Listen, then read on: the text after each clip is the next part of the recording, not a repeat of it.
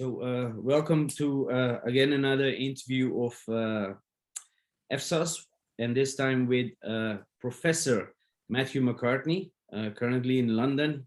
We really wanted him to come to Amsterdam, but as we all know, the COVID situation with the new variant has not been helping. So that's why we're doing this online. Professor Matthew McCartney, welcome. Thank you very much. It's lovely to be back. I've met EFSAS on a number of occasions before, but it's lovely to see you again, even if, as you point out, only virtually. No, thank you for joining, and very nice of you to join on a rather short notice. Just to give a small introduction of yours, again, correct me where I'm wrong, because you have done a lot in life. You've lived at various places, but Professor Matthew McCartney has spent 20 years as an academic at SOAS, at University of London, at the University of Oxford. He has also been a visiting professor at universities in China, Pakistan, India, Japan, South Korea, Poland, and Belgium. He's in essence a development economist, and with a teaching and research specialization in the economic development of India and Pakistan after independence, after 1947. You have also worked previously for the World Bank, USAID, EU, UNDP, in places like Botswana, Georgia, Bangladesh, Azerbaijan, Egypt, Jordan, Bosnia, Zambia. So you've traveled quite a lot. But I also used to deliver newspapers when I was a teenager, but I think that's quite comprehensive. And of course, your background is in economics, yes, from the University of Cambridge, and from the University of Oxford, and a PhD in economics from SOAS. Yes, that's right. Yes. Okay, and then, of course, one of the reasons, of course, that we have invited you, we have met you before in the EU Parliament when we had a conference on CPEC. One of the reasons which triggered this as well is that you have lately, just a few weeks ago, I think a few months ago, you've published your new book. It's a research based on and in China and Pakistan. And the book is The Dragon from the Mountains, the CPEC from Kashgar to Gwadar, published by Cambridge University Press in 2021. Yeah, you have, of course, sent us the book, and we haven't received it yet, but we did find a way of reading it. So I've been through it, and other people at the office have been through it. So a few of those things we will discuss. But first of all, as I've told you, it's quite a free-flowing interview. It's not only about what is happening in the world, and we want your analysis on it. We also want to know who Matthew McCartney is. Currently, you're working at Charter Cities Institute based in Washington, while you're based in London. So if you could just tell us about the work you're doing currently and the institution you work for. So let's see, probably easier to start off with the institution I'm working for. So Chartered City Institute is an organization that was inspired by some presentations and some work done by the Nobel Prize winning economist Paul Romer about 10 or so years ago. One of Paul Romer's big arguments was that cities are very important for economic growth, for knowledge exchange, for agglomeration externalities, for generating higher levels of productivity. But cities are quite often rather dysfunctional in developing countries. One can talk about knowledge exchange, but if one is stuck in a traffic jam in somewhere like Mumbai or Bangalore, the idea of being easily able to meet up with people and exchange knowledge is it's a very difficult one. So his idea, he focused on the idea of building new cities with a kind of better set of institutions, new laws, new regulations, as a way of promoting efficient urbanization that was more conducive to promoting growth, development, and poverty alleviation. And the organization that I'm currently working for are taking forward that idea. They have researchers such as myself who are doing the original research. They also have lawyers and urban planners who are on the ground and advising governments in various countries. So they recently had a team returning from Zambia. And what is, I think, very interesting about this organization is that they're engaging with something, urbanization, which I think to most people it'd be fairly obvious urbanization is an important part of economic growth and development. But it's a concept which is strangely neglected by economists. As a development economist, as I've been for more than 20 years, one can spend several decades talking about economic development, but never actually mention urbanization. So I talk about agriculture and industry and employment and technology and foreign investment, state intervention, industrial policy, et cetera, but not really ever urbanization. You don't see the idea of cities, of urbanization. It's just not something you find in a textbook about economic development. I mean, yes, geographers talk about it a lot, or sociologists or anthropologists, but not really economists. So this is a kind of, it's a big missing piece of my jigsaw as a development economist. So the idea of bringing the idea of urbanization into my thinking, into my research is kind of quite a fascinating one. So in most respects, I'm continuing with the research I've been doing over a fairly long period of time, South Asia, India, Pakistan, comparative, industrialization and so on, employment, but I'm now adding to that thinking about urbanization. And you are, of course, as you mentioned, you're a development economist. You could have been specializing on Africa, South America. What makes you, where this interest from about South Asia and also recently China, where does that come from? So I grew up in the UK, in the Midlands in the UK, and where I was growing up, we had a huge British Indian population, quite a lot of recent migrants. My mother was teaching English as a second language to people that had not long arrived from mainly India, but not from South Asia.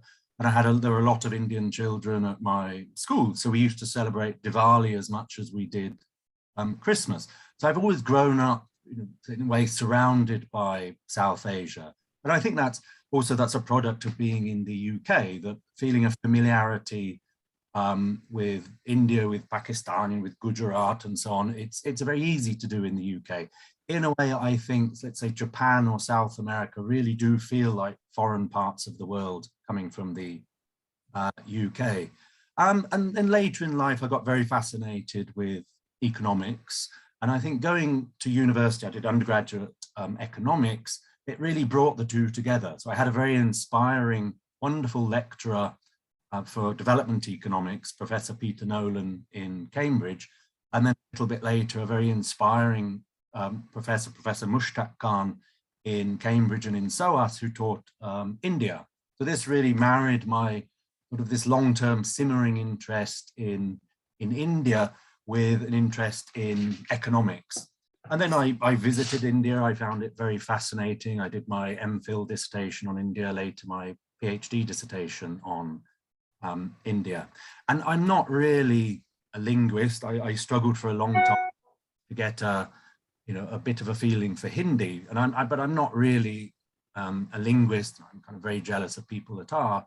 And the advantage of India, Pakistan is all the academic output, government reports and so on are produced in English.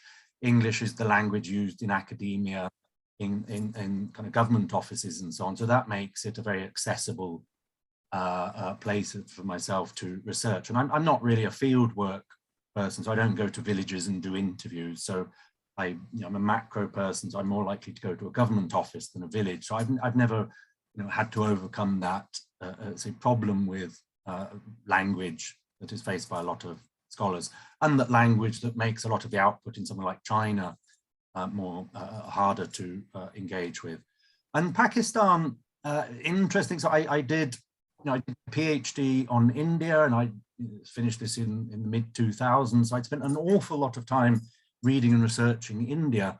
And I finished my PhD and had absolutely no knowledge of Pakistan. I mean, you don't study India and then acquire a knowledge about Pakistan just by kind of diffusion and accident. And I got to my first teaching job was at SOAS. I was in the economics department as a lecturer in the economics of South Asia. So my CV said I was also supposed to be an expert on Pakistan and Sri Lanka, yet I'd read nothing whatsoever. I'd learned nothing about Pakistan by that point. So then I made a very conscious effort to get up to speed on Pakistan. And I found the process fascinating. I think Pakistan is a much misunderstood and fascinating development story. You think of Pakistan as being a bit of political chaos, yet Pakistan is one of the most stable countries economically in the world. Until COVID, Pakistan had not had a recession, a year of declining GDP since at least 1960. So, one of the most stable economic stories in the world. But that's the kind of perspective we just don't associate with Pakistan.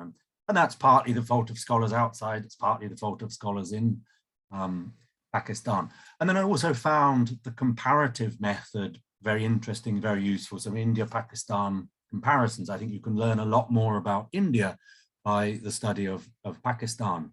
And for various reasons, the politics and so on, not many people are doing India-Pakistan comparisons, or scholars of Pakistan in Pakistan rarely, if ever, get to go to India and interact with scholars of India. So by virtue of my passport I'm holding, I was able to go backwards and forwards quite easily.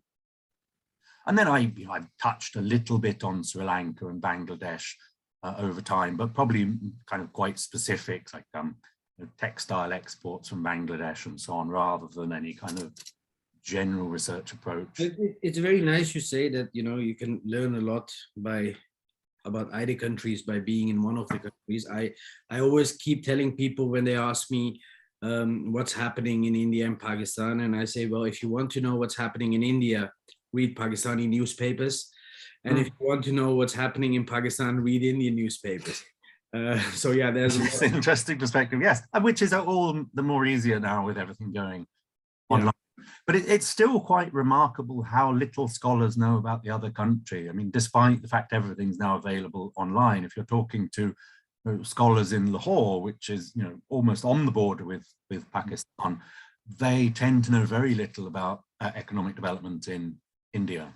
But it's very interesting because your book is, of course, about China, Pakistan, and then before we come to that, it's basically mostly on CPEC, because you developed at some point of time into the relationship between China and Pakistan. And it's very interesting that you say that Pakistan is, of course, because something which probably needs a bit of explanation also for me, you said Pakistan is one of the most stable countries economically, while we, of course, and that's, we hear about IMF loans, and not today, that's been going on since, since Ziaul Haq's time, or the money which poured in to fight against the Soviets, so I think many viewers who would see this would be puzzled by what you're saying. So if you can elaborate that a bit more.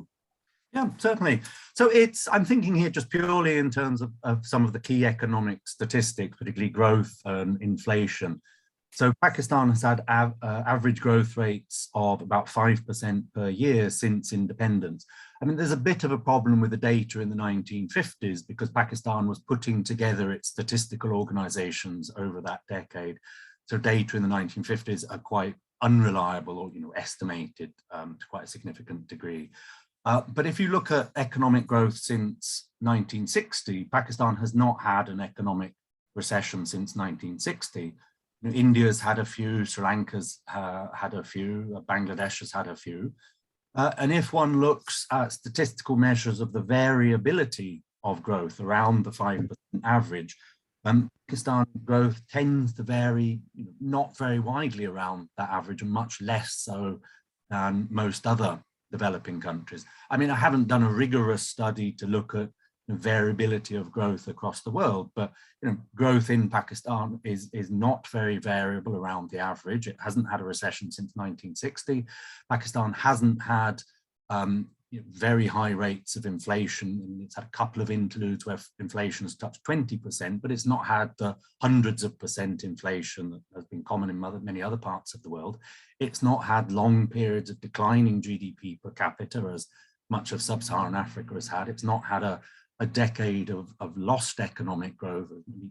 Latin America, South America did. So what makes them then have a huge debt at the IMF? Oh yeah, Pakistan, I mean, policy making, that is a different story. Pakistan does have high levels of debt and has had interludes of very unstable governance and so on. But I think the interesting fact here is that we assume debt and unstable governance must impact on the real economy. But Pakistan is a fascinating case story because the economy keeps chugging along at a fairly stable rate, despite the fact that chaos in government or in debt or IMF coming and going. But does it mean that the news we read, the news we read, recently we read, for example, that there was around, what was it, 17, just over 3 billion in foreign reserves left in Pakistan. The fact that the Prime Minister of Pakistan frequently visits the Middle East for loans, for oil, for money, for investments, and the fact that almost 25% of the country's population lives below the poverty line. Of course, statistics of growth, the fact that the dollar is, what is it, 180 rupees. So the statistics of growth and recession put out by the government are, of course, one thing, but these things, how do you corroborate both that there is Well, I think two things. I think the media are probably a bad way of understanding the process of economic development. I mean, the media inevitably focus on exciting news stories, so it tend to be inclined towards a crisis discourse, or a kind of boom bust discourse on any economy that they're talking about. So they'll focus on debt, they'll focus on the Prime Minister running to the Middle East to try and get loans, but they don't tend to focus on long-term average rates of growth. That is not a very exciting news story.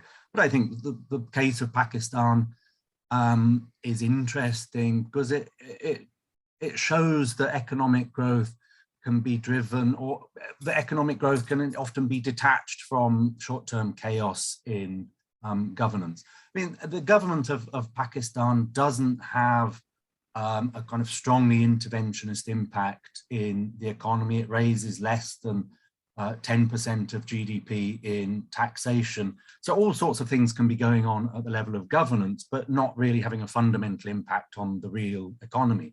I mean, the bazaar traders that dominate a lot of the retail across Pakistan really have, their political influence has meant that the government have very little impact on what they're buying and selling and the prices they're charging. In fact, they don't want to pay for electricity. How much, because when you say stable, there's something which comes to my mind, and that's politically speaking, is that according to many analysts in the world, the most stable institution in Pakistan is the army, which I think you agree to. How much does it have to, when you talk about stability in long-term economics, how much of it has to do that that the most stable institution in Pakistan, the army, is of course in a lot of economics by virtue of factories, by virtue of pensions, by virtue of banking system. The army has a huge stake in a lot of things in the economy in Pakistan. So how much of stability of the army would be related to that you run things on a tight leash? I think in purely economic terms, although the military is engaged in the economy, it runs a number of foundations, it has cement factories and schools and so on. It doesn't have, we're not talking about the PLA in China, it doesn't have a dominating impact in the economy. It has some niches in certain sectors, but it's not a dominating influence. I suspect the army probably has had a limited role in contributing to the long-run resilience of Pakistan, but the army has stepped in at a number of junctures where perhaps the economy could have tipped into crisis because there were particular problems building up in politics. I'm thinking, let's say, Zulfikar Bhutto's nationalization program in the 1970s and tilt towards China and Russia. The army stepped in and pushed Pakistan back to much more of a moderate economic policy role under Zia-ul-Haq.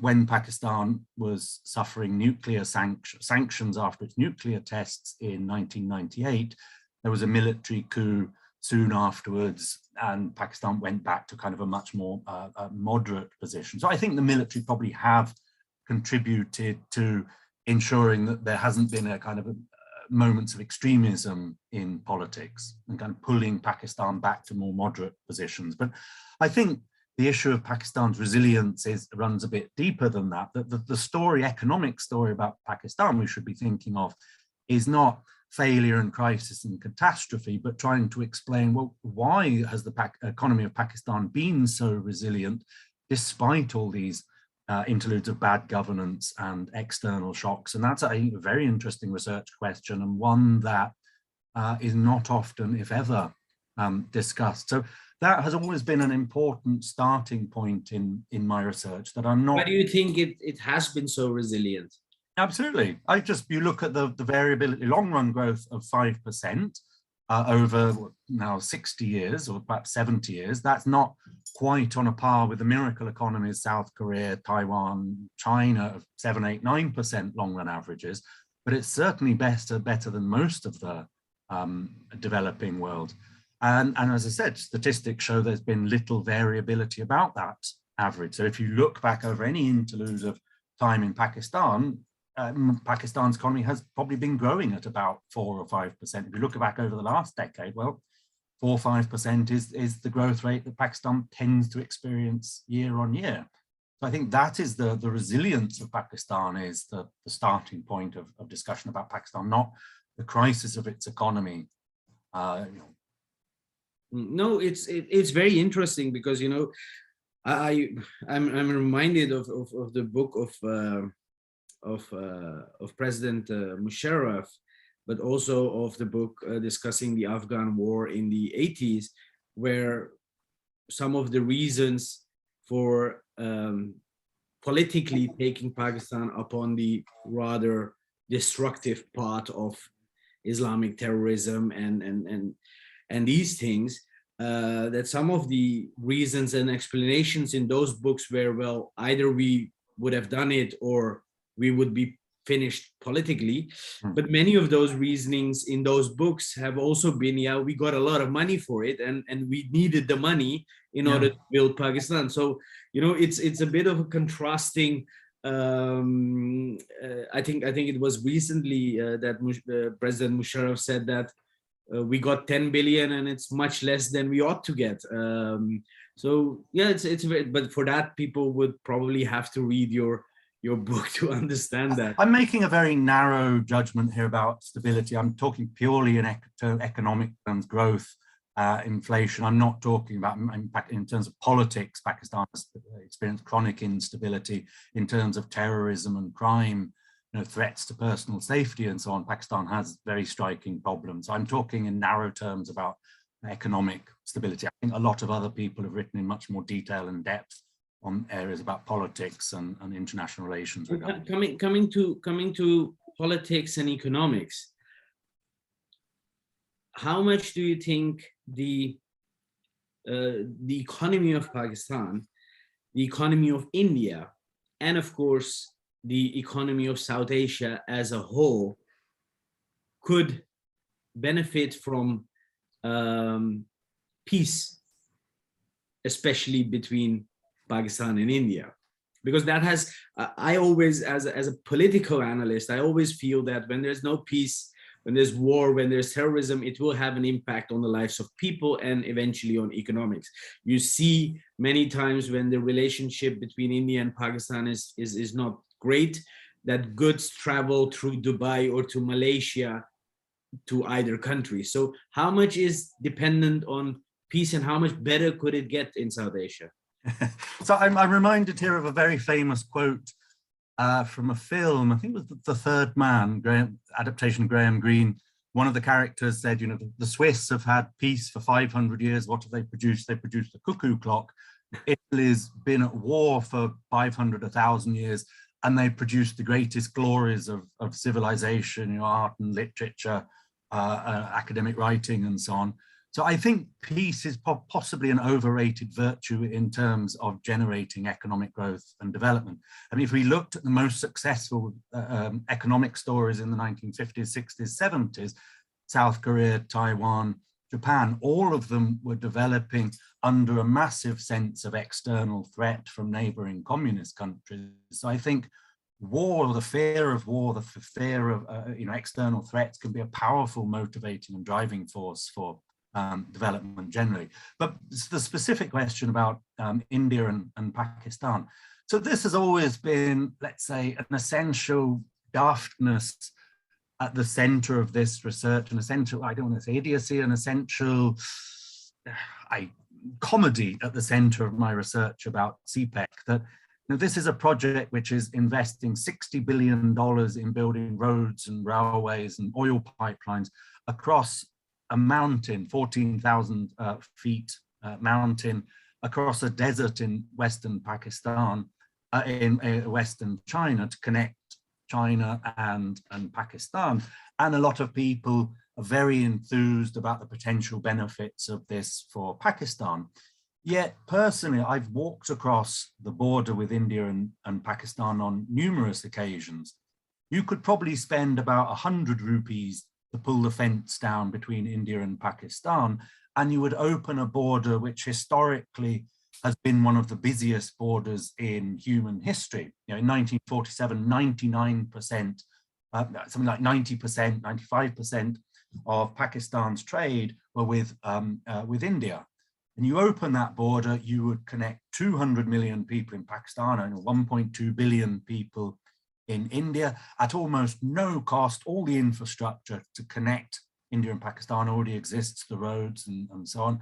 You would have two economies which for several thousand years have been complementary. You would have people with cultural familiarity, with linguistic familiarity, and within about a month of opening that border at very little cost, that would be one of the busiest borders in the world. And there are huge potential gains from trade, from tourism, you know, from everything else between India and Pakistan. You talk to people in Delhi and they dream of going to Lahore for the food and the culture. And people in Pakistan dream of going across the border to watch the Premier League cricket in India. So that is the comedy at the center of this research. I think there are massive potential gains to be derived from opening that border, but massive political constraints that have prevented the two governments from. For which we come back to your book, of course. Let's the Dragon from the Mountains, the CPEC from Kashgar to Gwadar, which mainly is of course about, which probably whatever we were discussing now about peace and the borders, that this particular thing will only complicate that wishful scenario politically. So if we come to your book, before I come to your book and the questions of that, if you can explain what you write, what is your point? What you say the CPEC from Kashgar to Gwadar, so which exact angle have you researched in this, and what are your conclusions? Okay, so I guess I have, you know, about four main focuses of this book. So this is about CPEC. Yes, the China-Pakistan Economic Corridor. This is a package which has been estimated, let's say a couple of years ago, it was estimated that it would cost $60 billion. The financing of that is a bit uncertain. Perhaps that's something we want to discuss later. But this is investment in energy, so power supply, in roads, railways, and industrial parks, and a deep water port of Gwadar in southwest Pakistan, in Pakistan.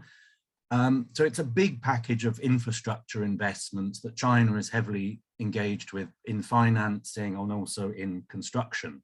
So I'm looking at my research question was, what impact will that have on the long run economic development of Pakistan?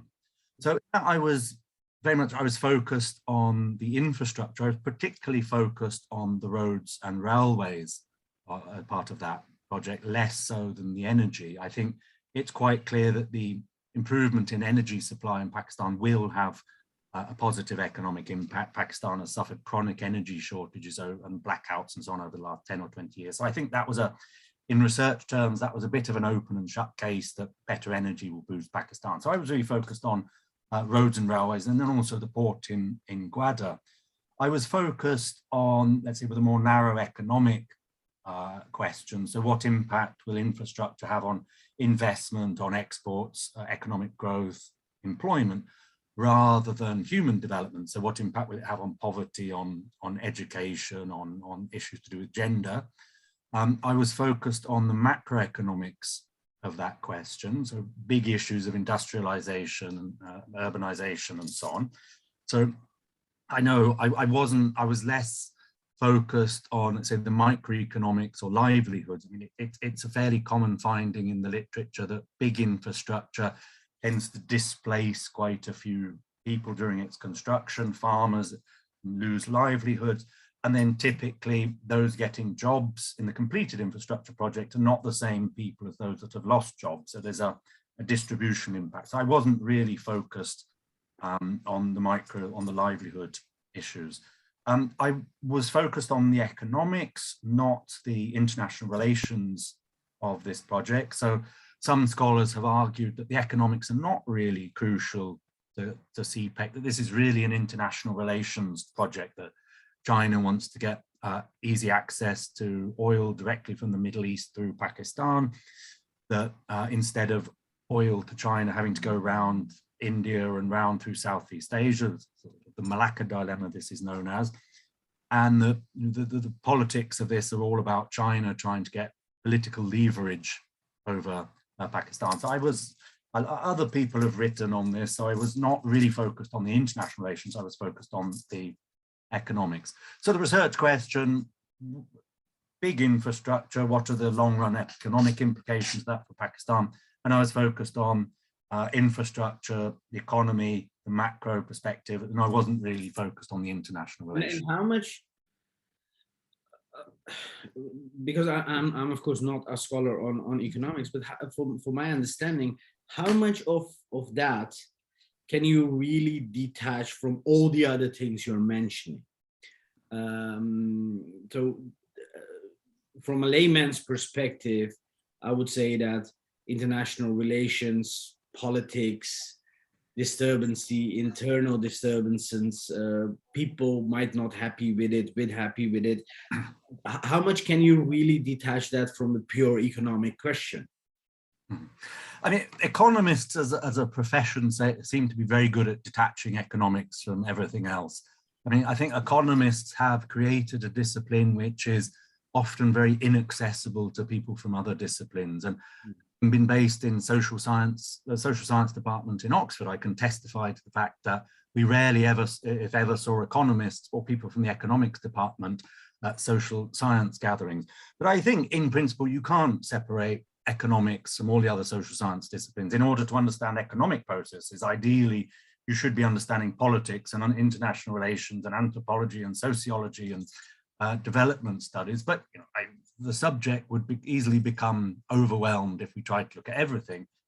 So just as a practical matter, I focus on the economics, although I do draw on other issues, a bit of politics, even a little bit of international relations, a bit of geography in the book. You call it, as opposed to others in Pakistan, you say that the CPEC should not be designated as a game changer for the Pakistani economy. So can you explain that and why and what that means? Yeah, okay. So one of the ways in which I was drawn into this research was the very powerful discussion that is going on, debate about CPEC, and also the Belt and Road Initiative more generally, of which CPEC is one corner. So there are quite a big body of scholars and politicians, particularly in India and the US, who are very critical about CPEC. They argue that China is trying to push Pakistan into debt. China is trying to just get access to oil. China is trying to gain political leverage over Pakistan. And then another group of journalists and academics and politicians, particularly from China and Pakistan, who argue that CPEC has the potential to turn Pakistan into kind of a new Asian miracle economy, a new tiger economy. So I was seeing this kind of very dramatic debate, often based more on rhetoric than concrete theory and analysis and data. And so I got drawn into thinking about this. And my conclusion, it's possibly a little bit of a dull conclusion, is that the two extreme debates are both misplaced, that the CPEC will probably benefit Pakistan, but it won't be a game changer. It's not going to lead to substantial differences in Pakistan's growth rate or its investment rate, its employment rate. I mean, just in terms of quantifying it, this is $60 billion over 15 years, so about $4 billion per year in terms of CPEC investment. In a normal year, Pakistan already invests about $40 billion. So this will be a 10% increase in investment. This will take Pakistan's investment rate from about 15% of GDP to about 16.5 or 17% of GDP. So a small increment in investment. And I'm not aware of any macroeconomic studies that show going from 14 to 16% of GDP investment is going to have a transformative impact on the economy. I mean, comparable stories show that you need to be investing about 30% of GDP, about double what Pakistan is doing even with CPEC, in order to sustain growth rates of 7 or 8% plus per year. So this is going to have a big impact on Pakistan's overall investment rate. You call it investments. Of course, I've read the CPEC and researched it a bit. There are many people who say, well, it's not only investments, a lot of it is loans. Loans with interest rates which need to be paid back at some point of time. And of course, you know, you just talked about, for example, Washington saying that the Chinese are putting Pakistan in debt. And you actually mentioned in your book, there is no sufficient evidence that CPEC will turn Pakistan into a debt-dependent and subservient ally or colony or whatever you like. There are, of course, cases where that has been the case, like Sri Lanka, like in places in Africa. So the people in Washington are, of course, not saying something which is totally, you know, out of the blue. China has had investments, loans in places where they have then, you know, where the recipient country has either surrendered sovereignty or independence. Why would that not happen in Pakistan? That's one part of the question. And the second part is, while you call it investments, is it really only investments, or is it also a big chunk of loans? Well, as I say, start with the second question first. I think all of it is investment, but I think the question is, well, how is that investment financed? Is it loans? Is it aid? Are they concessional loans? You know, how are they financed? And here is one of the big problems with doing the research, that it's actually very difficult to get, you know, hard concrete evidence on those terms and conditions. So a lot of the, you know, what I've called evidence culled from newspaper reports, journalists who may or may not have access to reliable inside information. I know Pakistan is a very vulnerable country in terms of its debt profile, and Pakistan has got close to default on its international debt on numerous occasions in the past. Pakistan's had more than 20 agreements with the IMF, and it's failed to complete all but one of those. And Pakistan has had numerous occasions on which it's had to reschedule its international debt. So we know Pakistan is vulnerable, and this is an unprecedented amount of external resources coming into Pakistan in a relatively short period of time. So you put these two together, and I think it's fair to say this does make Pakistan vulnerable. And this investment is going into long-term projects, roads, railways, energy, which are not going to generate short-term It's not low-hanging fruit. Yeah, debt is piling up, but it's not generating immediate impact on exports. And exports have fallen from Pakistan to China. Exports have fallen since the inauguration of CPEC. So it doesn't appear to be generating the foreign exchange necessary to repay. And then, as you point out, there are some disaster stories of Chinese aid investments, such as Hambantota in Sri Lanka, the port and airport, which is a famously disastrous story of overseas financing. But there are, it's interesting to see that when anybody mentions debt failures of Chinese investment, they always come back to this one concrete example of Sri Lanka. And there are lots of examples of very successful Chinese investment in Ethiopia, for example, has become, has experienced a decade plus of 10% rates of economic growth. It's urbanizing, industrializing its SEZ, special economic zones, with Chinese investment have proven to be very successful. So, and I think here one has to think about the bigger picture, and this is a kind of a guess I'm making about the future, about international relations. The Belt and Road Initiative is estimated, it's going to cost $1 trillion, $8 trillion, nobody really knows. But I think China's long-term ambition with the Belt and Road Initiative is to bind together China, Asia, Central Asia, parts of Africa, Middle East, and Europe into one big super economy. Bruno Maches calls this, the Eurasian supercontinent. So China wants these projects, these early Belt and Road projects in Pakistan and elsewhere, to be a success and to be perceived as a but sure. Once it looks at this as a 20, 30, 50-year project. So it doesn't want to alienate Europe just because it's just in order to screw a few $1 billion extra out of Pakistan. And sure. China does have a demonstrated record of rescheduling debt, of renegotiating interest rates, which it's done in Malaysia, in Myanmar, and elsewhere. Surely China, surely China has some ways of looking at why they want to do this, but I'm sure they're not just doing it for world good. It's not only, but when we come to CPEC, and you talked about Sri Lanka, you talked about Africa, you talk about Malaysia and Pakistan, there's a perception and that many of these countries are, of course, as to use your words, are vulnerable. You just mentioned the things which would, for example, put Pakistan in a more vulnerable position. I'm reminded of the words of one of the ex-chiefs of the Pakistani ISI, who once said Pakistan is a country which, according to many, has been failing for so many years, but it has just not failed yet. It still keeps going on as it is. So how much do you think that these vulnerable countries have been recipients of Chinese investments, loans, and these projects because of the fact that China does not ask very hard questions regarding politics, human rights, and other issues in these countries?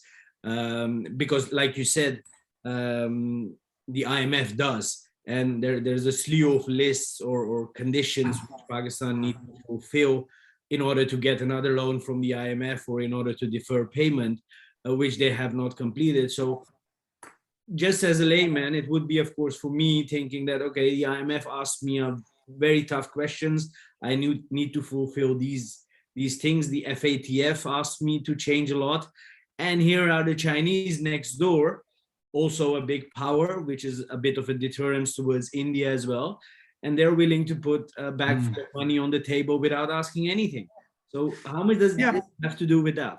Yeah, I agree. I think there are two narratives here. We can take a positive narrative and say, well, China is investing in those countries and regions that the rest of the world hasn't touched. So investing in Congo, Democratic Republic of Congo, for example, Western countries, companies left there a long time ago, or investing in conflict-ridden parts of Pakistan. So we could say, well, this is a country which has gone through a very difficult internal process of development and is now taking those lessons to very inhospitable parts of the world and creating infrastructure and jobs in places kind of long abandoned by the West. So I think there's a positive narrative, but I think there's also a narrative of concern there.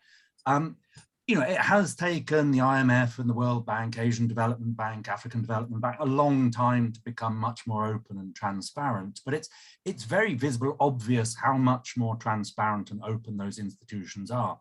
You go to the website, Asian Development Bank, World Bank's on, and just pull off project reports from their website about lending for some infrastructure project in Africa or Pakistan perhaps, and they have very detailed environmental impact assessments, very detailed analysis of the funding conditions, the wider conditions attached to the lending.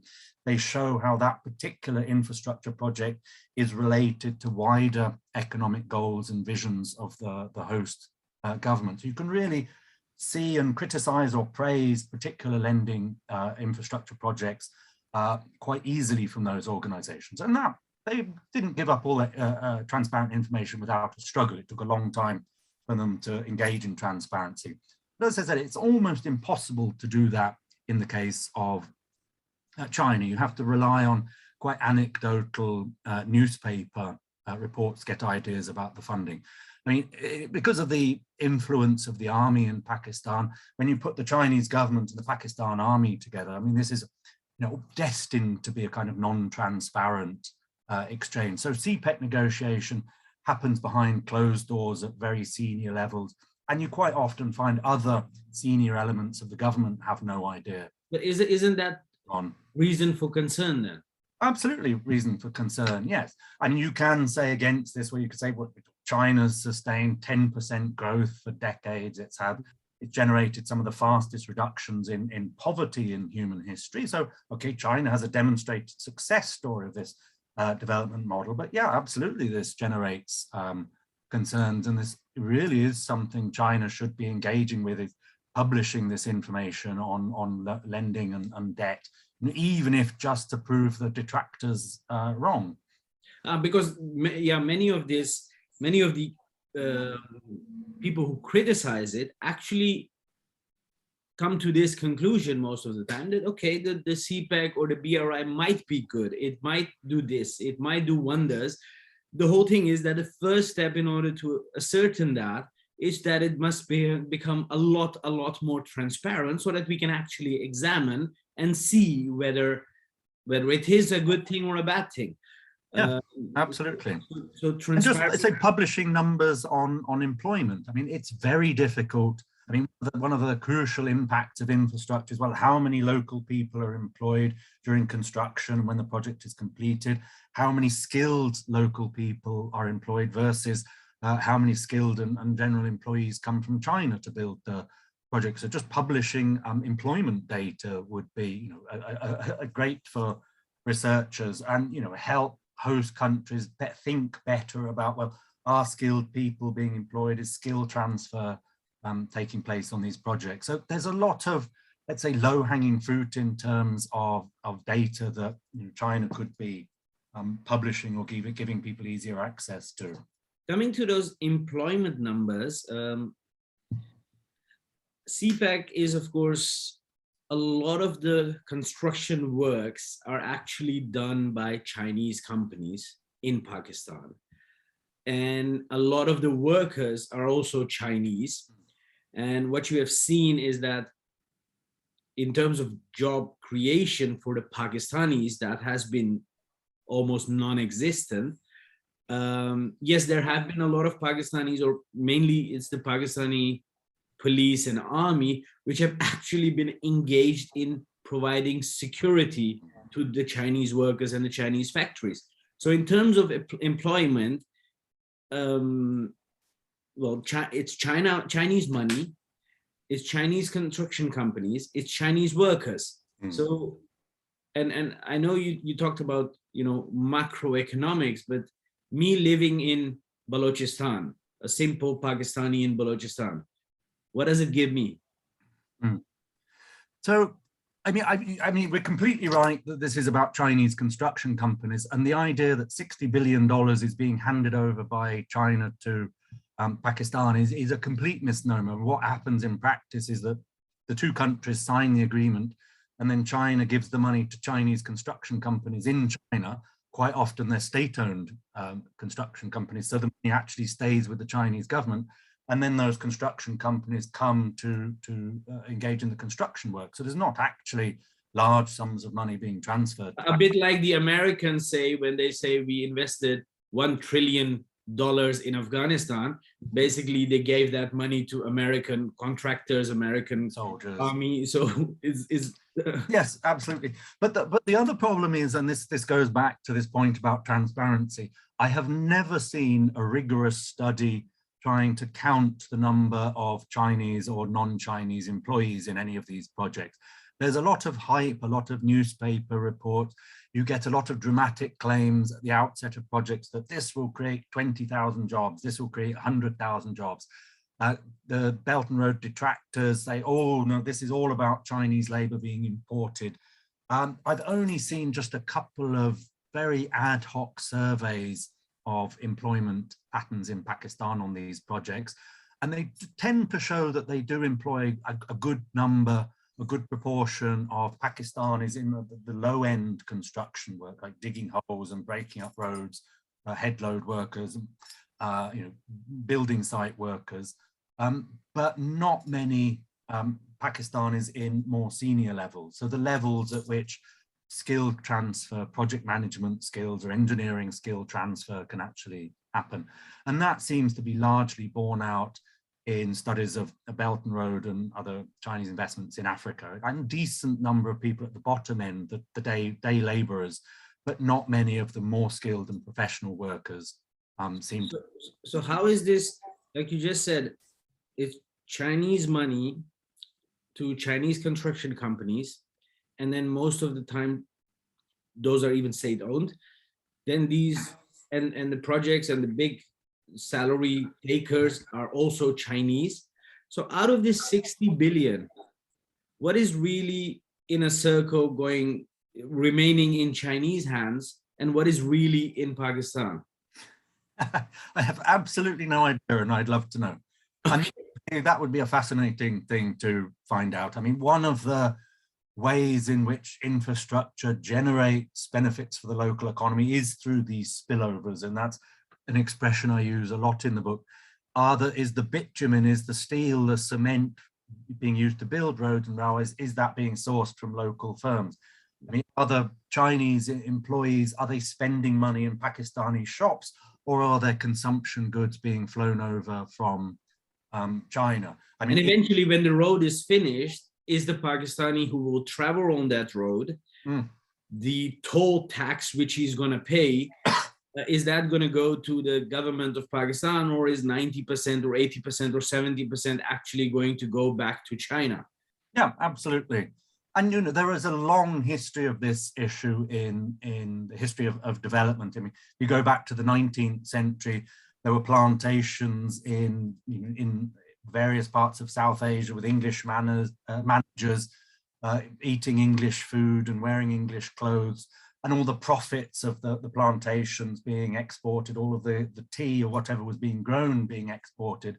And those plantations existed with almost no spillovers into the wider economy. So you can have a very, aren't you wealthy little enclave. Aren't you almost saying that this is, I don't want to, but is this neo-colonialism? Is this neo-imperialism then, in the same way that you're discussing these plantations of the 19th century? Because when we talked in the beginning about the Britishers and about India, yeah, well, of course, the Britishers went there, but the senior people were the Britishers. And yes, the Indians would, on the railway station, pick up the bag of the officer, and that would, you can say that created jobs, but it was, of course, colonialism. And in the same way, is this neo-colonialism?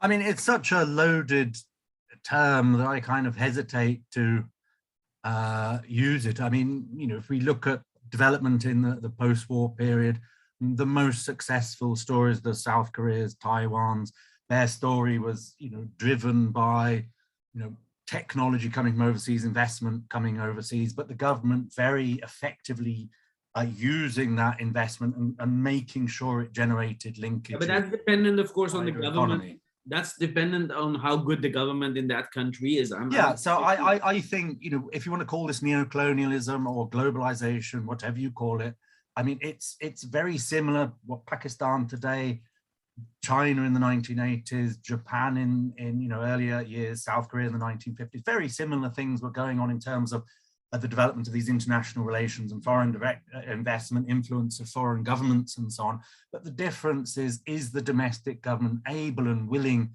to use domestic policy tools to ensure that that investment is generating linkages and wider benefits for the local.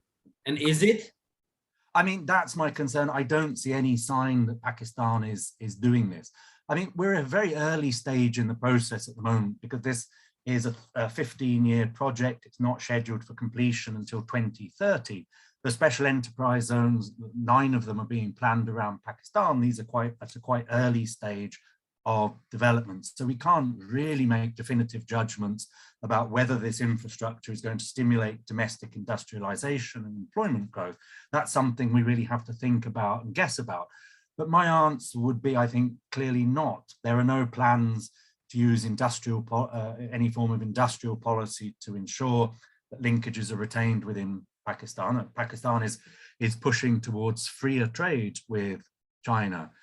There's no sign that Pakistan is pushing, let's say, textile exports to China, so utilizing the Belt and Road to boost exports to China. Kind of no indications of that. So it doesn't appear that Pakistan has the willingness, the capacity, or the interest in utilizing these kind of domestic policy tools, replicating the earlier success of the developmental success stories in order to maximize benefits from CPEC.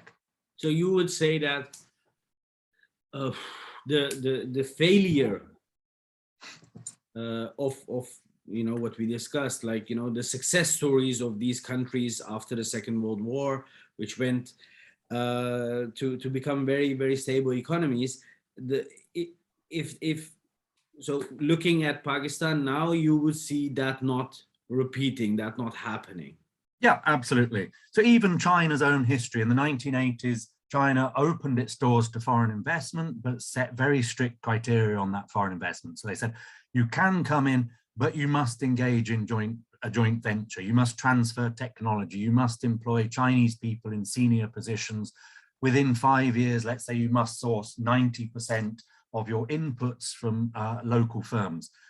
So therefore, you must help local firms to upgrade their production in order so they can produce inputs for the cars you're building. And you must export a certain proportion of your output. So things like joint ventures or local content requirements or technology transfer or employing people in senior positions, I don't see any indication that that's happening in Pakistan.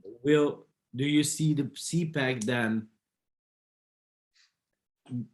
Will it be a failure?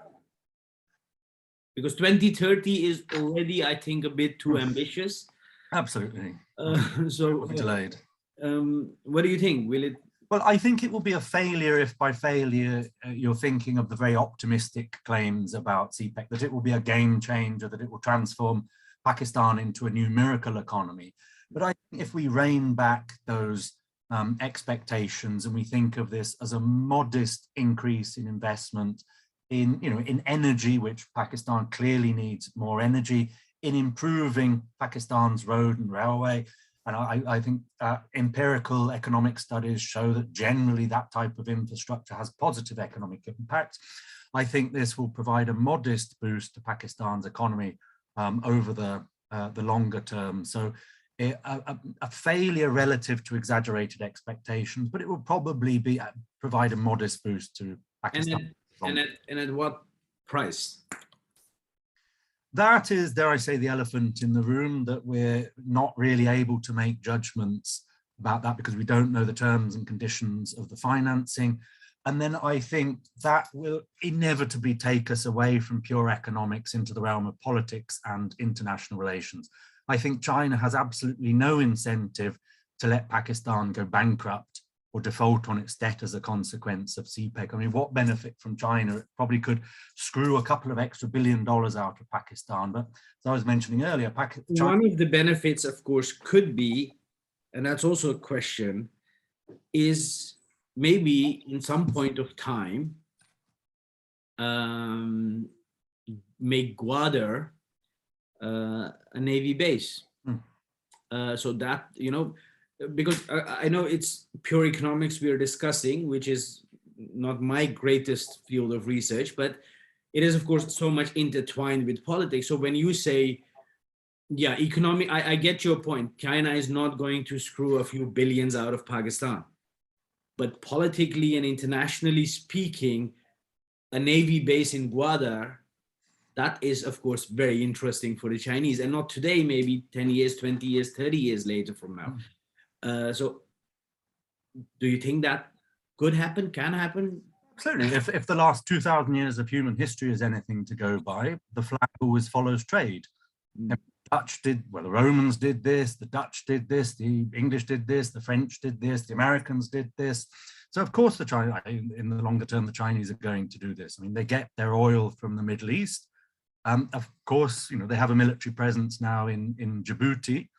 I mean, after gaining hold of the Hambantota in Sri Lanka, not long after that, a Chinese nuclear submarine docked at the port and caused quite a stir in international politics. So at the moment, Gwadar and various others of those bases, they call it the string of pearls theory, they're not military ready and they're not likely to be for a long term. But of course, that's, I think, inevitably the way the process is going to evolve, that China has massive trading links with the global economy.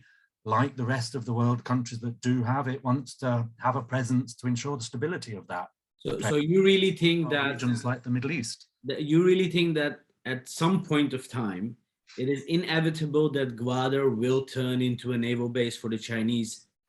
Whether it's a naval base or army that can be utilized by the military, the Navy, I think that's absolutely inevitable. As I said, 2,000 years of human history says the flag follows trade.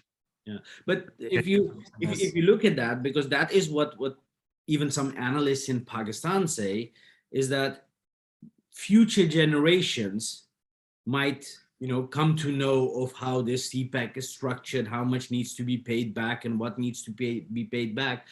And Gwadar, of course, might then be the currency in terms of becoming the naval base, the army base, or whatever. Of course, also considering the very strained relationship between China and India. As you know, India's nuclear deterrence was not actually built against Pakistan. It was basically because of China becoming. So that is a very strained and also a very strange relationship. They have a lot of, hunky-dory stuff going on as well in terms of business and economics, but they are also at each other's throats at different borders. This is what you say. Is there any evidence that in your book, have you found any evidence that Gwadar 2040 might turn into something like that? I mean, I haven't found concrete evidence, partly because I wasn't really looking for it. I was focused on the economics. I mean, just from my much more general reading of history, I just feel there's an inevitability about it. When a country is rising in the way China is, engaging with international trade, is getting this crucial reliance on raw materials from Africa, from the Middle East, then inevitably China is going to want to secure stability of those resource flows. So I see a kind of greater military presence in other parts of the world as an inevitability in China. So in your opinion, how much of that is the intention, and how much? So how, in terms of understanding the BRI, how much of it is really economics and how much of it is really expansionism in terms of military, world power, global power? I mean, I think China is very pragmatic in those terms. I mean, it thinks 20 years, it thinks 50 years, but I do think China's ultimate goal is to push the US out of Eurasia and for Eurasia to turn into a China-dominated like supercontinent. One might say this is rewinding history back to 1000 AD and kind of returning to a kind of historical norm.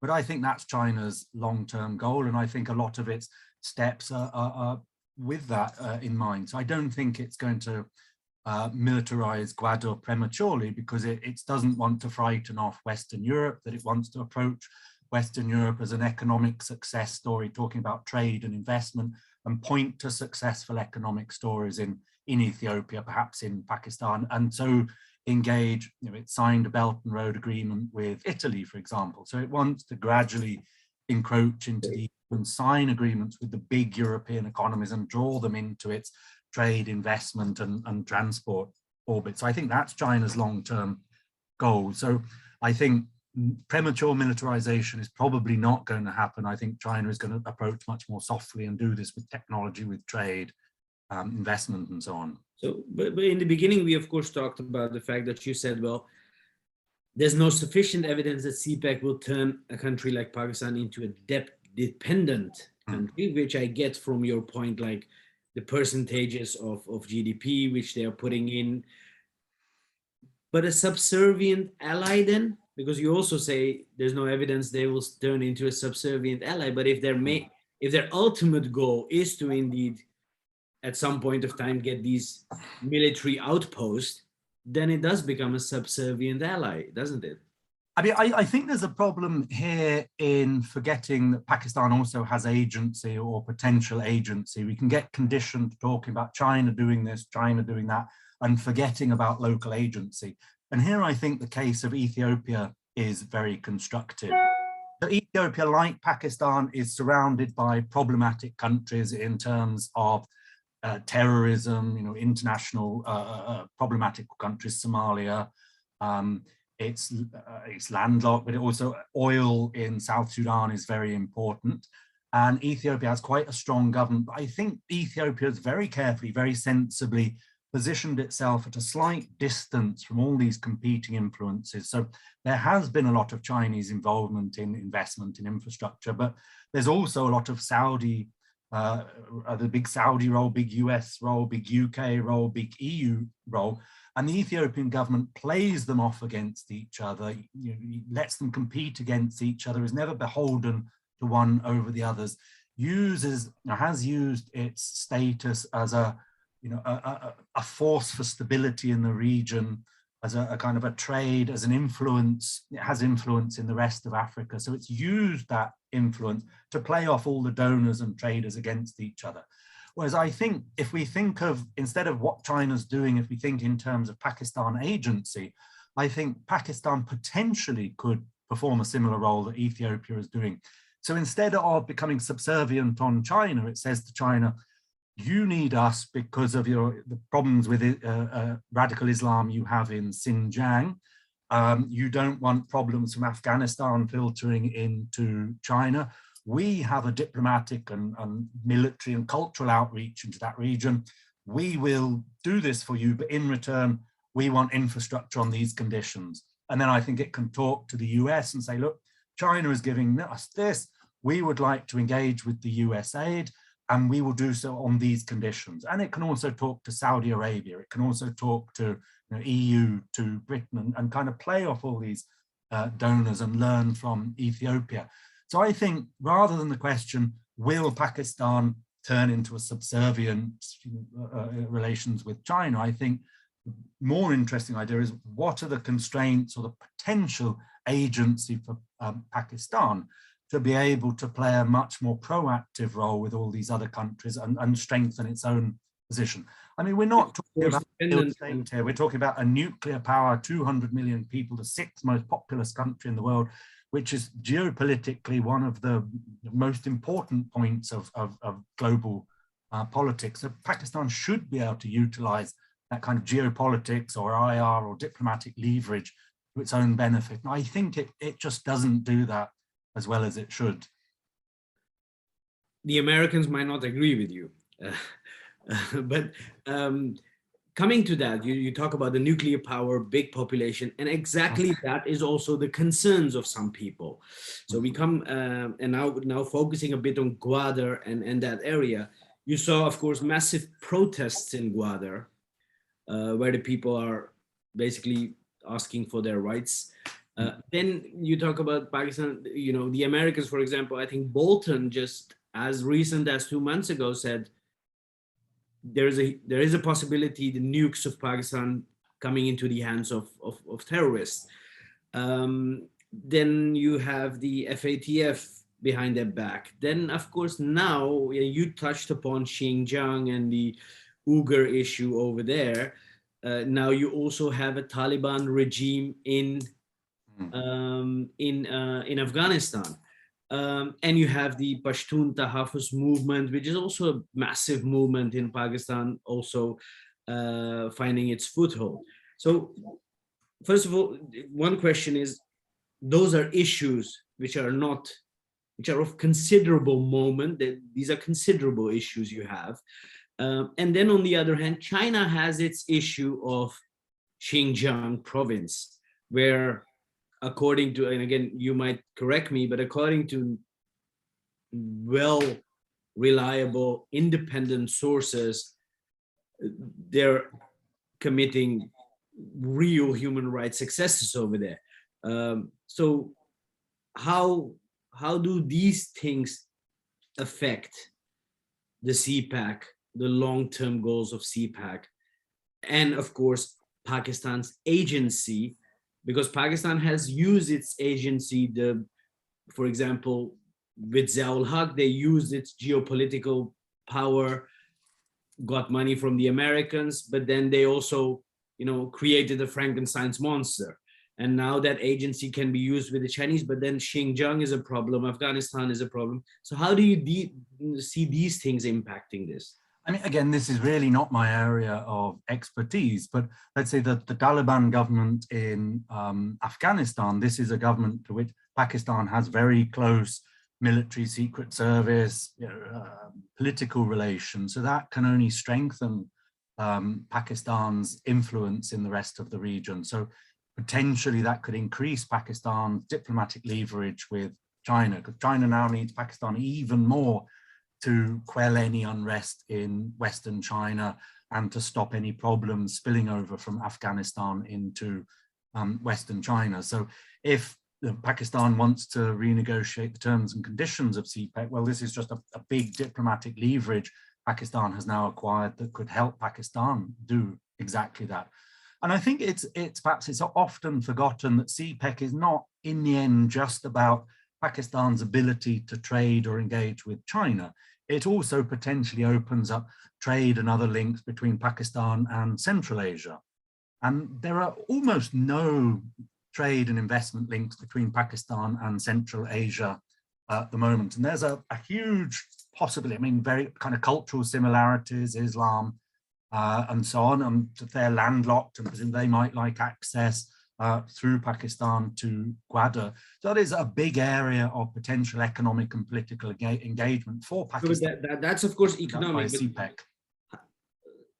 If you have Gwadar protests, if you have PTM, if you have Taliban spill, of course, Pakistan has a say now in Kabul, but you can equally have Taliban spillovers in Pakistan. We have seen that with the TTP. So in terms of terrorism, extremism, and unhappy people, that is an issue over there. And then you have, just thinking, there have been noises of extremist groups, Islamic groups, whispering about the Muslims of Xinjiang. And of course, Pakistan has leverage over these extremist groups because they're mostly connected with their army or their secret services. But you have had a few attacks on Chinese nationals in Pakistan. You have had an attack, I think even in Karachi, you have had an attack. On a Chinese bus, there were 9 or 12 Chinese. So this, what if this spills over, and how much effect can that have on this relationship then? Absolutely. I mean, I think the idea of infrastructure projects have been called, or Belt and Road CPEC, as win-win solutions. It's an expression often used in the political rhetoric. I mean, which is a complete nonsense. Big infrastructure always generates distributional impacts. Even if there is a net benefit, some people lose, some groups win, some lose. So there will inevitably be distributional impacts of the CPEC in Pakistan. And it depends on what happens to those losing out, or those groups who don't feel they're participating in the project. Are they compensated by the government? Sometimes infrastructure projects might guarantee a job for every member of a displaced family, which has proved quite successful elsewhere. Are they going to be compensated in any way, or are they going to be left disaffected and as potential recruits for radical organizations? And if CPEC discontent becomes married to religious radicalization, then I think there could be huge problems for Pakistan. And do you see, in your research, have you seen a lot of discontent, CPEC discontent, especially in provinces like Balochistan and Khyber Pakhtunkhwa? So nature of my research, I'm looking at a very aggregate level. So I see some criticism about CPEC from some regional groupings. I mean, a lot of politicians from Balochistan, mentioned, are very critical of CPEC, and there's a long history of discontent in Balochistan against the central administration. So I do see some criticisms, but I don't have any particular insight in sort of on-the-ground anthropology or kind of grassroots about whether this is leading to kind of some kind of angry radicalization, whether there are going to be attacks on CPEC infrastructure or more attacks on Chinese nationals. And how much discontent have you seen, for example, and I'm not talking institutionally, but maybe on a more embedded level within, for example, the army of Pakistan or the politicians of Pakistan, in terms of China's treatment of Muslims in Xinjiang? Because as you know, Pakistan is the only Muslim country with a nuclear bomb. Pakistan has always been very, or at least shown as if they have always been very concerned about the Muslims in Palestine, in Kashmir, in Chechnya. This is very next door. So of course, a lot of it is politics, I understand that, but how much concern have you really seen among these circles for these Muslims? I've probably had 1 or 2 private conversations where people have expressed concerns, but I have never heard any concern expressed in public by the army or politicians. No, in public not, but in private you have heard? Private 1 or 2, yeah. And you think that can grow, or that is just Pakistan is pragmatic enough? I doubt it will grow. I mean, Pakistan feels itself to be wedded to the marriage with China, and the recent conflict with India a couple of years back, the border skirmish, there was very clearly a perception in Pakistan that we have to rely on China about this. And one of the consequences of CPEC is that it presumably will make military imports from China easier.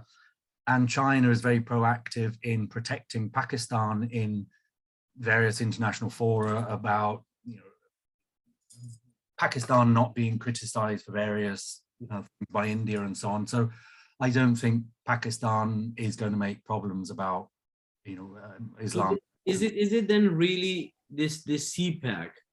Because now you explain these things, of course. Could one say that CPEC is much more of an military cooperation project than it is really economic? I think that is a conclusion that you could draw from my research. So my research, as I said, was mainly focused on the economic, and I said, despite all this, all this drama about it and big discussions, I think it will have it's actually much smaller than most people imagine. That it's going to probably have a moderate positive boost to the economy. So then you say, well, what is the purpose of CPEC? And I think then you can turn to the international relations arguments and say, well, maybe the big stories about CPEC are about relations between Pakistan and China against India, or Chinese access to oil, or veto power in the UN. Yes, quite possibly. So I think I'm talking about the economics, but I think the lack of an exciting economic story, well, can then make it easier to turn our attention to some of these stories in international politics, international relations. So in essence, you say the economic success story is highly exaggerated. It can have, it will make a few dents, but it's not going to turn the world around. That's your conclusion of your book, of course. Yeah. So by that logic, you do say that, of course, also when you say, well, 2000 years of history, by that logic, you say that, yes, this is indeed more a marriage of military cooperation, diplomatic cooperation, and building. I mean, I'm not a scholar of any of these. I've read some of the stuff, but it's not my place to make judgments. But, you know, I think, given my story about the economics, I think it makes it easier for scholars of international relations to push the argument that this is all about IR, this is all about oil, or whatever the case may be. I don't really feel qualified to make past judgments about those kind of views. I mean, I personally have no idea the difference between a port and a naval base, something that's ready for military ships. I have no ability to pass judgment on that, other than waffling about. But do you think your conclusions and your research will benefit international relations expert, military expert, to actually say, well, here is an economist who is saying, in terms of economy, it is not that big of a deal. But in terms of, so we think, because in economy, it's not a big deal, but in military bases, in Gwadar, the string of pearls, the veto rights in the UN, the helping each other at the FATF, and India as a common enemy. So we think that it would help those arguments. It probably would also help pro-Chinese arguments about, well, Chinese are giving this project to the world and they're not looking for massive economic returns, that, this is, they want to, create trade and investment opportunities and bind Eurasia together in a kind of peaceful big trading bloc. So you could take the more negative views, but I think, potentially also create space for more positive views. But I think my discussion does push the argument back out of economics into other realms for positive or negative. So you have done basically the really, as you discussed in the beginning, the very niche macroeconomics in terms of GDP, and then these arguments can be taken by other groups in terms of international relations, human rights, and what have you. Now, coming to the end of this interview a little bit, how will this influence the relation between India, China, India, Pakistan, China, Pakistan, India, and maybe the US at some point of time? Isn't this going to be then indeed the shifting of because China and India have, of course, a strained relationship, but have also been close in some way, and Pakistan and the US have been close, and it seems as if these tables are turning. Okay, I guess there's kind of few different stories going on here. I think CPEC is a consequence of the ebbing US role than a cause of it in Pakistan. I mean, this is one of the things that made me think about CPEC, was going to Pakistan very regularly over 15 or so years. And when I went to conferences 15 years ago, there was always an IMF presence. All the discussion was about structural adjustment and budget deficits and macro stabilization. And 15 years later, you see Chinese presence at these conferences, and the discussion is about infrastructure, the discussion is about economic growth. So you see this very visibly, you see this change in the influence of China and Pakistan. I think, again, there's a sense in which we may forget the agency within India and Pakistan and think this is all about what the US is doing and what China is doing.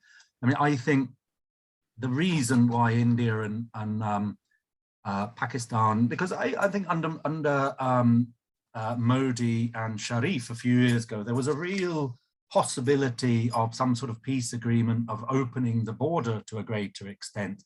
You had a Gujarat, a kind of religious right Gujarati leader, Modi. Nobody's ever going to accuse him of going soft on Pakistan. And you had a similar religious conservative Punjabi based chief minister in Pakistan, again, representing a bit more of the religion. And again, nobody was going to accuse him of going soft on India. And they both represented big business located either side of the border. So they had the political capacity and the personal, let's say, political charisma or capital that could have enabled them to open the border and promote peace between the two countries.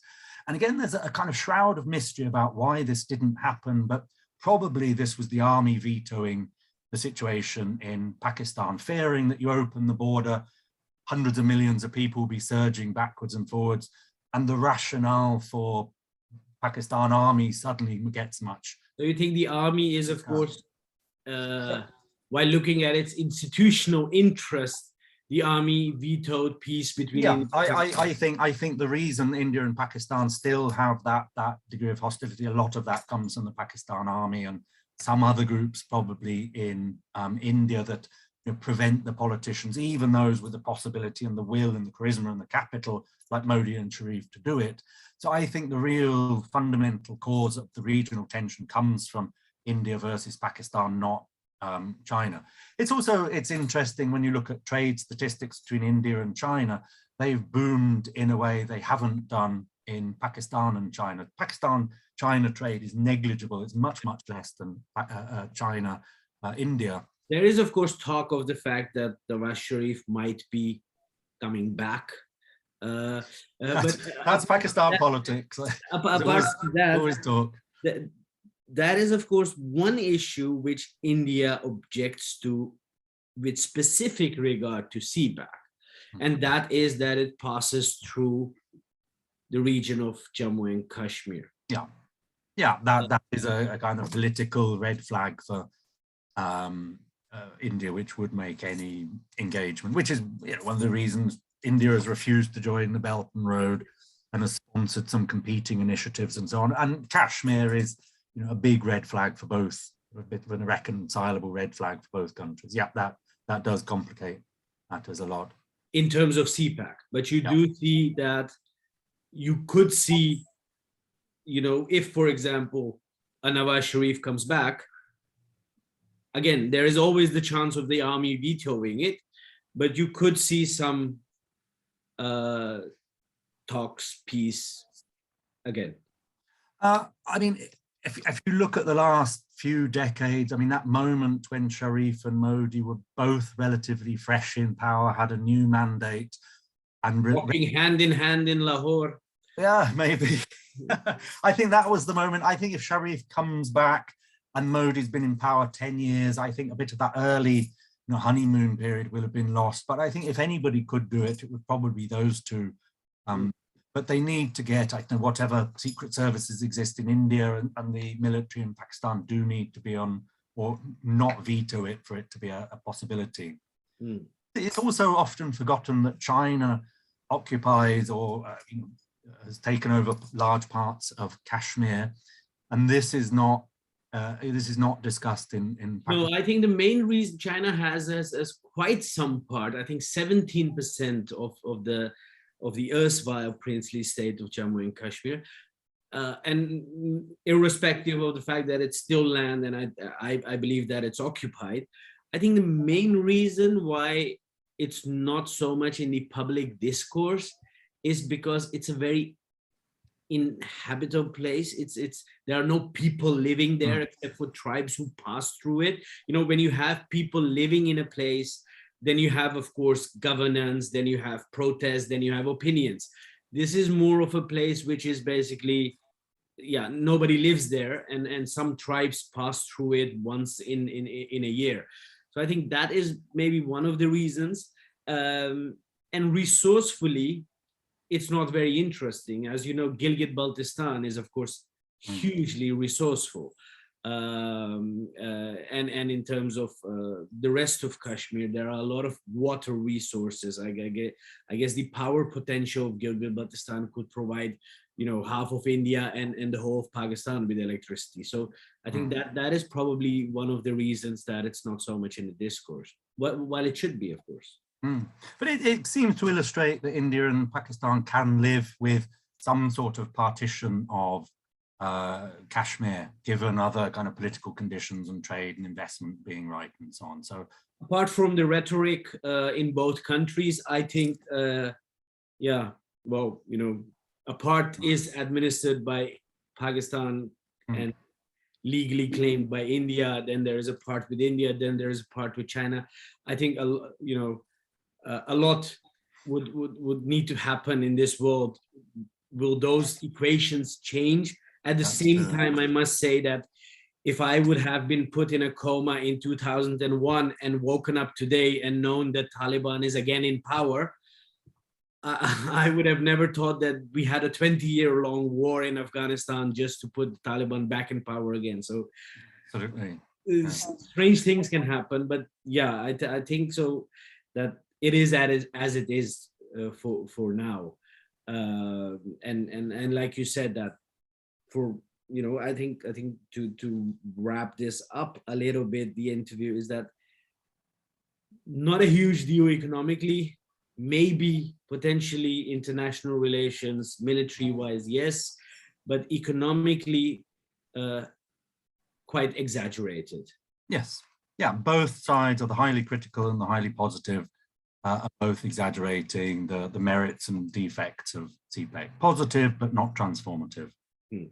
And do you think there's a need for, will the Chinese in the growing, because your book was of course written before COVID, but in the growing COVID situation with a lot more criticism coming Chinese ways, will the Chinese be pragmatic, as you call it, to assuage much of this criticism in the different recipient countries? For example, would it do good? Would a Xi Jinping suddenly visit Gwadar, or increase jobs or things like that?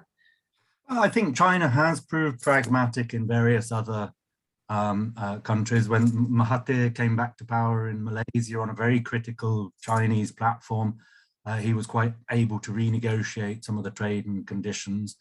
Ghana has done it in West Africa. So China has proved pragmatic.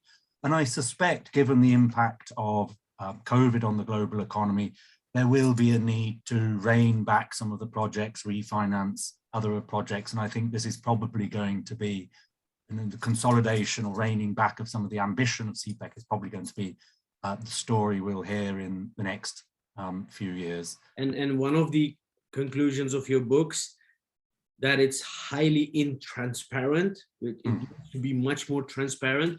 Do you see some movement there then coming also? Will it become a bit more transparent? I mean, I'm not really aware of any movement, but I kind of live in hope. China will start publishing the environmental impact assessments and the project analysis and the proper costings and the terms and conditions of the loans. Absolutely, yes, I would hope, but okay. So as a researcher, but I kind of my head doesn't imagine it's going to happen soon. So we can look forward to a new book. I hope so. That's the plan. Matthew, thank you long enough. It was a pleasure. Thank you. Really enjoyed the chat. I must say that my apologies for not being the interviewer with a lot of economic questions. That is not at all. Very good to chat. I mean, social sciences should talk to each other much more often. So as an economist, it's great to talk to a scholar from international relations, international politics. And well, thank you for joining us, and hopefully we can have you soon, but then in Amsterdam, so that we look forward to that very much. So that we could go to a Chinese restaurant. Sounds dreamy. I would love to come. Thank you very much, Matthew. Thank you very much, EFSAS. Thank you. Great to chat this morning.